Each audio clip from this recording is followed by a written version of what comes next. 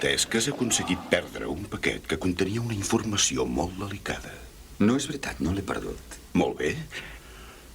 I què hi havia dins d'aquest paquet que no has perdut? Ja ho he dit abans. No n'estic segur. En Frank Warner, el nostre agent de Georgetown, em va avisar per dir-me que li havien de passar un paquet. Li havien de donar en una festa i allà mateix ell me'l passaria a mi. Jo hi vaig anar vestit de cambrer. Li vaig agafar el paquet i llavors me'n vaig anar corrents. Al cap d'uns segons en Warner era mort. No estic segur del que hi havia en el paquet, però suposo que era una clau per poder bloquejar la nostra filtració. Filtració, espantocells? A mi em sembla més que filtració. Jo diria que això és una inundació, una onada gegant. No podem fer un esternut sense que se n'enteri la KGB. Cada vegada que fem un moviment contra l'espionatge soviètic, on sigui, quan sigui, ens fan sabotatge. Fins i tot missions que s'organitzen en 24 hores, bum, ens enxampen.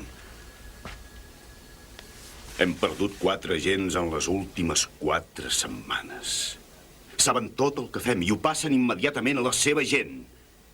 I ja és hora de saber com ho descobreixen. Si em perdones, Dirk, investigar com ho passen és cosa del meu departament.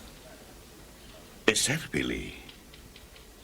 Però quan ha passat un mes i els teus homes i dones no fan més que perdre el temps, aleshores és quan Afers Interns mira de trobar l'enllaç avariat.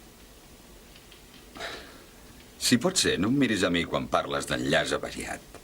Dirk, no hem perdut el temps. Hem escoltat tots els sistemes de comunicació del districte de Colúmbia fins al punt que sabem que la KGB no n'ha fet servir cap. Fabulós. Aleshores, com es passen la informació? Amb senyals de fum?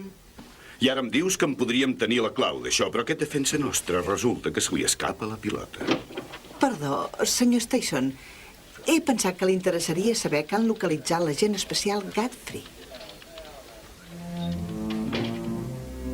El defensa acaba de recuperar la pilota.